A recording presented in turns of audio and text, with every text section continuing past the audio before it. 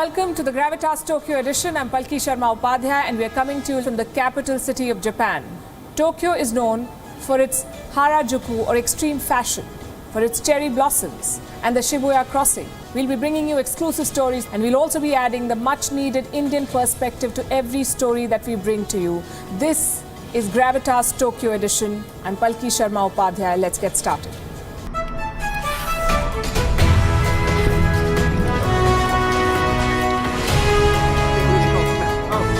If Hindu gods have made it to Japan, some Japanese icons have also made it to India. I'm talking about legendary Japanese cartoons. All of us have a favorite Pokemon or a favorite Power Ranger. Do you have a favorite Pokemon? These characters are Japan's gift to the world. What the people here call cool Japan. In the 80s and 90s, Japanese pop culture took the world by storm. You think K-pop is big. J-pop was bigger. Those icons are still fondly remembered, but over the years, the allure of cool Japan has faded. To find out why, we hit the streets of Tokyo from the biggest Pokemon center here to the mecca of anime. We trace the journey of cool Japan, and in it is a lesson for all countries chasing soft power. Our world is obsessed with Korean culture. BTS, K-pop, K-dramas, anything Korean, we love it. But South Korea did not pioneer Asian soft power. That would be Japan.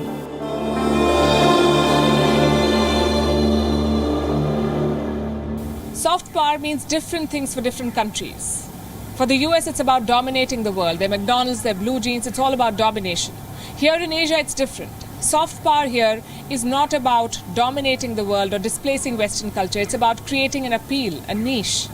K-pop has done that, and before them, Japan did it too. The Japanese call it cool Japan, and this includes everything. Manga, anime, Pokemon, J-pop. Anything that is intrinsically Japanese and exciting.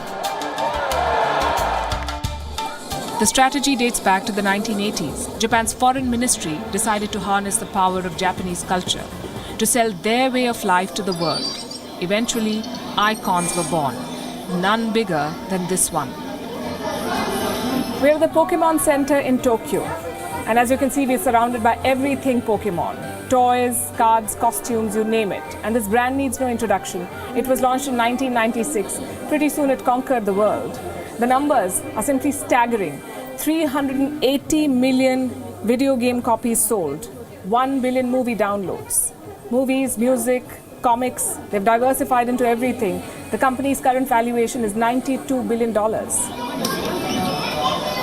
The Pokemon Center in Tokyo is a fan favorite, and honestly, we can't blame them. This happy yet sleepy Snorlax welcomes you to the center. Inside is Pokemon Paradise.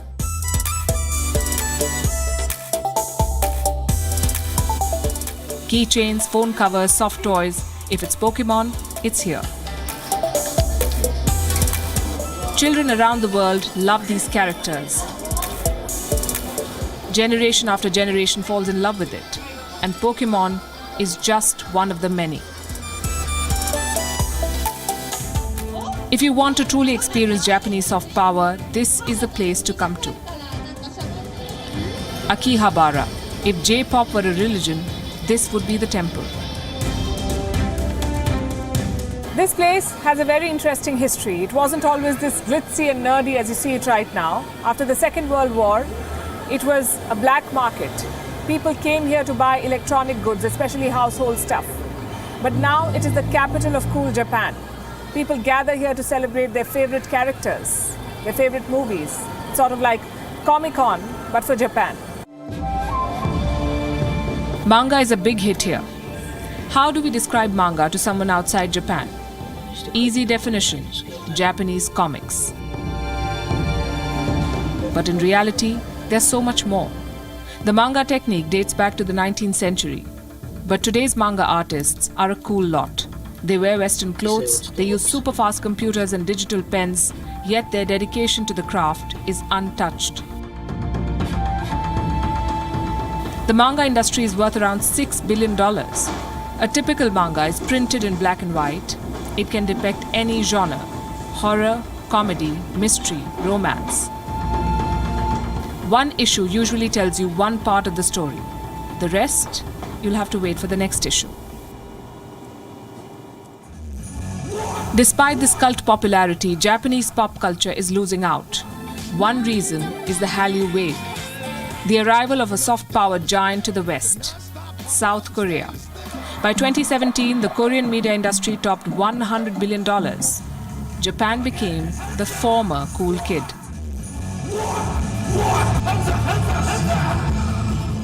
To tackle this, the government created a Cool Japan board. They were given $340 million and one job: make Japan cool again. As it turned out, bureaucrats do not really get cool. The fund was consumed by corruption and misplaced priorities. Cool Japan became redundant. Yet, the allure of J-pop lives on. People still love Hello Kitty. They still watch Pokemon. So Japan's soft power journey is a lesson for others. Being cool is all about updating yourself, about pushing out of your comfort zones.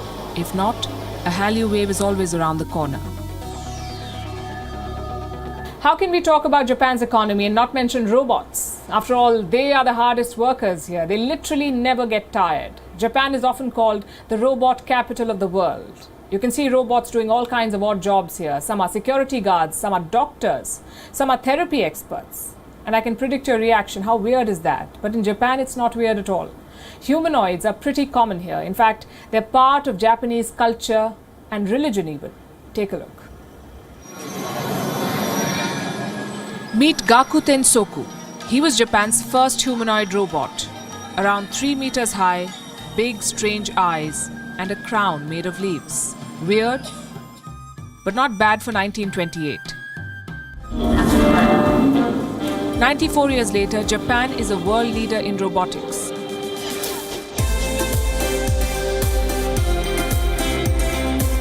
This city, Tokyo, is the robot capital. Here you will find robot cops, robot waiters, robot doctors, even robot therapy dogs.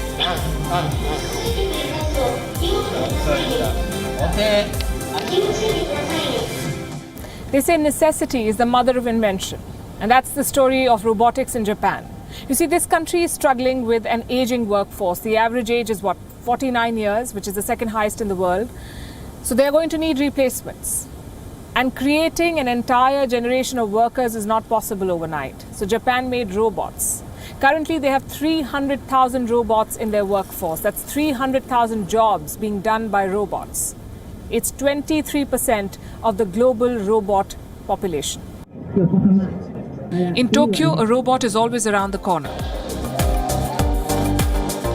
Like this guy, Asimo. He was unveiled by Honda almost 22 years back. But even today, he's got the moves. Asimo can sense moving objects. He can shake hands. Plus, he's not bad at football. Robots are not just workers for Japan, they're brand ambassadors. Asimo himself is a bit of a celebrity. He's played football with Barack Obama. Hey, good job. I can do it more. And even managed to sneak a smile out of Angela Merkel. Daily basis. Our dream is to live with you, human, in your future.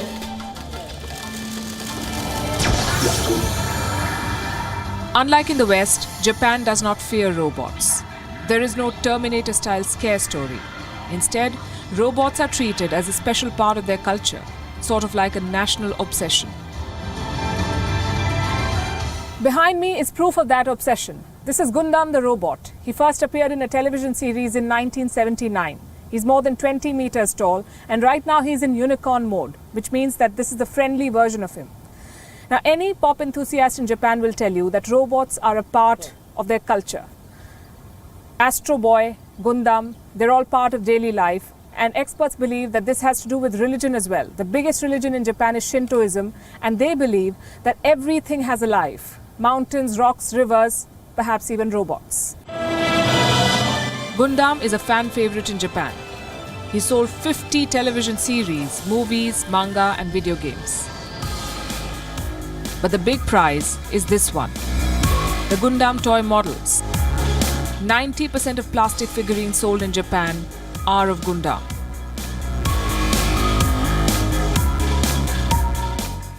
Another fan favorite is Astro Boy, a young robot with human emotions. The Japanese grow up reading these comics. They see heroes in robots. So for them, interacting with the humanoid is nothing out of the ordinary. In fact, it's a privilege. Toys aside, even the real ones are in high demand. During the pandemic, most people tried to avoid physical contact, so robots were the natural answer. They're efficient, they work non-stop, and they cannot catch the Wuhan virus. In 2010, Japan's robotics industry was worth around 1 trillion yen. That's around $7 billion. By 2035, it is expected to reach 10 trillion yen or $70 billion. The question is, how will that journey pan out? Outside Japan, robots are still viewed with concern. They use industrial robots, but not humanoid ones. Blame Arnold Schwarzenegger or big tech. The fact is, robots are yet to be normalized outside Japan. But within the country, their future is safe. Because Japan is not fond of foreign workers. They prefer to keep their society and culture closed. The result is this: more robots, less immigration. As more countries opt for closed borders, automation may be the only answer. And if that happens, Japan is in pole position to take advantage. While we are here, we want to bring you a slice of the city. What is it that makes it tick? What are the challenges that it faces? Flooding, we've learned, is a major concern, and the reason is quite simple. This city is located near the ocean, and it is very low-lying. In fact, in some places, Tokyo is below sea level. So when typhoons dump rain on the Japanese capital, the city is immediately flooded. Year after year, Tokyo loses trillions because of floods. In 2019, the losses topped 2 trillion yen. That's more than $15 billion. Chances are things will only get worse from here. Climate change is supercharging typhoons and making floods more common. The question is, can Tokyo survive this onslaught? Almost 3 decades back, the city constructed an underground tunnel to catch the flood waters. They call it a temple. We visited the facility to see how it works and whether it's enough to stop what's coming. Thousands have lived without love, not one without water. The striking yet depressing words of British poet Hugh Auden. Tokyo lives by these words. The city's history was shaped by dozens of rivers. You may not see it from the streets, but underneath all this concrete, nearly 100 rivers and canals are flowing. They nourish Tokyo's 37 million people. The locals mostly admire and respect the rivers, unless it rains. If it rains, all bets are off. The same life-giving rivers will overflow their banks. Tokyo's narrow streets stand no chance against the gushing water. Downtown Tokyo is usually the first to sink. In the 1950s and 60s, this part of town was repeatedly flooded. A nightmarish mix of water and mud. Back then, the drainage system was not efficient. If it rained, floods were inevitable. In 1947, Typhoon Kathleen hit Tokyo. It dumped massive amounts of rainfall on the city. More than 1,000 people were killed and 31,000 others lost their homes. 10 years later, Typhoon Ida did the same. And remember, this was before climate change. The writing was on the wall. Tokyo had to build resilient drainage systems. Dams, canals, levees. Anything to stem the ravaging waters. But one project stands out, not just for its imposing looks, but also for its ruthless efficiency. And we are heading there now. We are at the outskirts of Tokyo, and this to my right is the Metropolitan Area Outer Underground Discharge Channel. It's a bit of a mouthful. The locals here call it GCAN, so that's the name we'll stick to. And from the outside, it looks like any other discharge facility. But we will take you inside to show you the real deal.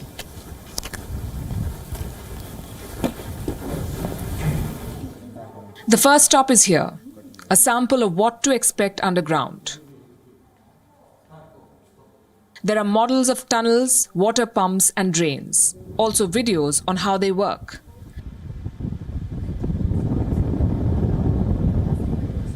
After a quick look around, we head to the main facility.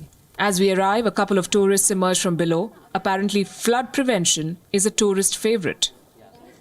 The trip down is straight out of Hollywood. The walls are pasted with symbols and warnings, and with each flight of stairs, the temperature drops. Chilling, both literally and figuratively.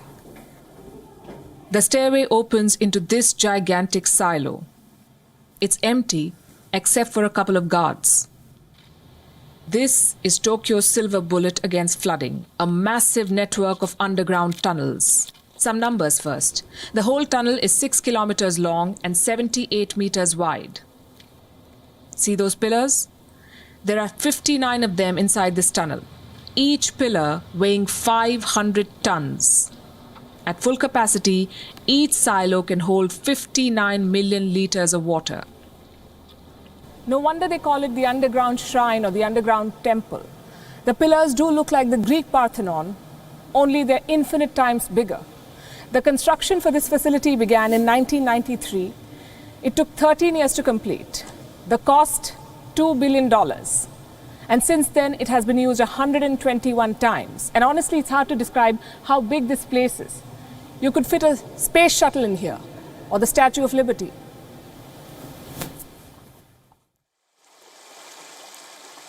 Flood water is first channeled through this massive tank. Through here, the water reaches these tunnels. That's step one. Push the water away from the surface and into this facility. Step 2 is disposal. Where does all this water go? All the way to River Edo on the other side. That's where these pumps come in. 4 machines with 14,000 horsepower each. They can push 200 tons of water per second. Now, to give you some context, imagine an Olympic-sized swimming pool. These pumps could drain that in less than 12 seconds. It's expensive, but it works. These tunnels have the capacity to absorb abnormal amounts of rain. The problem is, abnormal is getting worse. Rainfall in Japan is expected to rise 10% in this century, 19% during the summers, and even sci-fi tunnels have their limits. Tokyo has the money, the technology, and the resources to build this. But how many countries can replicate it? Can Dhaka, for instance, build a system like this? And as efficient as it is, this may not be enough, because climate change is supercharging typhoons. And for Tokyo, that means grave danger to 2.5 million people living in low-lying areas. They've done well so far to tame the wrath of rivers. But climate change might disturb this fragile status quo. So hard infrastructure alone will not be enough. Japan needs clever investments on climate action, on green energy. For centuries, Tokyo lived in harmony with its rivers. It was a partnership that helped the city flourish. Today, Tokyo has built an underground temple for those rivers. Not out of respect, but out of fear. So this is what Japan looks like today. What about in the past, say in the 17th century? Earlier today, we did a little time traveling. We took a ride to a town called Little Edo. It was some 50 kilometers from Tokyo. The journey transported us straight to the Edo period of Japan. Take a look. It's our last day here in Tokyo. The Quad Summit is done, the leaders are back home, so we decided to explore Japan. Not the sprawling city squares or the towering skyscrapers, but a bit of the past.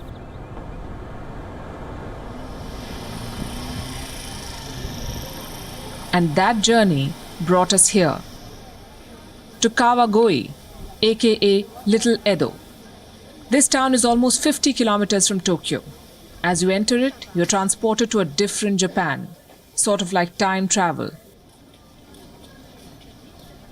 The streets are lined with shops and eateries on both sides. Their design is striking. Sloping roofs, intricate carvings, all of it represents a different era of Japan, the era of Edo. Japan's Edo period was from the 17th to the mid-19th century. right before the Meiji Restoration. It was marked by economic prosperity and military strength. Their capital was Tokyo, or Edo, as it was called then. As Tokyo grew, so did the demand for food and supplies. Cities like Kawagoe stepped in to plug the gap. This place is called the Kitchen of Tokyo because it is from here that food supplies went to Tokyo, especially in the Edo period. And one item was in particular demand, that's sweet potato. In fact, Kawagoe was called the sweet potato capital of the Far East. And here's one little shop tucked in here that still sells some of those things. All varieties of sweet potato, grilled, blanched, boiled, all kinds of it. Hello. Let's try some of it out here. The verdict? Not too bad. Everyone around here seems to be having sweet potatoes, some fried, some in ice creams, and some in cakes. Easy to be drawn in by their looks and smell, but that's not what we're here to see. We are here to see these, the buildings. As you can see, most buildings in this area are built in the same style. It's the old Edo technique of kura. And there's an interesting story to it. In 1893, a massive fire ripped through this place. Almost half the city was burnt to ashes. When the rebuilding began, the locals worried about a repeat. What if another fire breaks out? To tackle this, they built everything in a technique they called the kura. Why is kura so special? Because the technique is said to be fireproof. Take any of these buildings. The insides are plastered with clay or tiles. See those windows? They're large and more or less merged with the walls. So the idea is quite simple. If a fire breaks out, the windows must contain the flames. They must not spread further. Decades ago, these buildings were warehouses. They stored grains, vegetables, sometimes even valuables.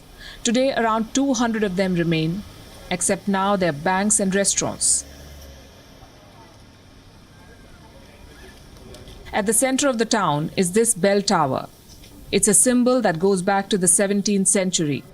The original was destroyed in the fire of 1893. This one was built soon after. You'll find such nuggets of history all over the place. Temples that were rebuilt from scratch, shops with elaborate carvings and pagodas. This town is a window to Japan's past.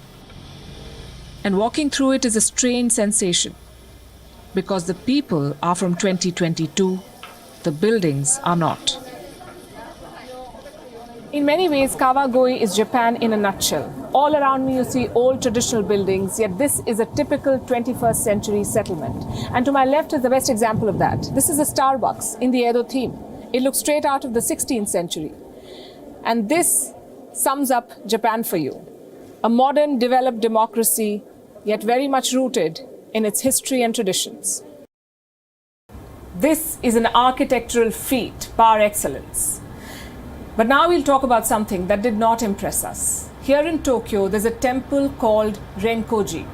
It's very special for the Indian community because inside this temple are said to be the ashes of Subhash Chandra Bose. It is well kept, but located in a nondescript neighborhood in Tokyo. And while there, you cannot help but wonder, doesn't Netaji Bose deserve better?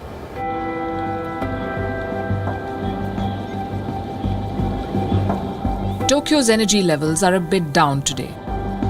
After all, it's been a hectic couple of days. 3 foreign visitors and 1 major summit. Enough to drain even the most bustling of cities. Prime Minister Albanese, I welcome you to your first Quad meeting. As Tokyo recovers, we set out on a quest, hopefully to find a little piece of India in this far eastern capital. We are told that Renkoji Temple is the place to go. And according to the map, we are here. First impressions? Not very much. A typical sleepy neighborhood in Tokyo's Suginami ward. No fancy houses, no intimidating high-rises, just your average residential area. But tucked away in this nondescript neighborhood is an important chapter of Indian history, the life and death of Netaji Subhash Chandra Bose.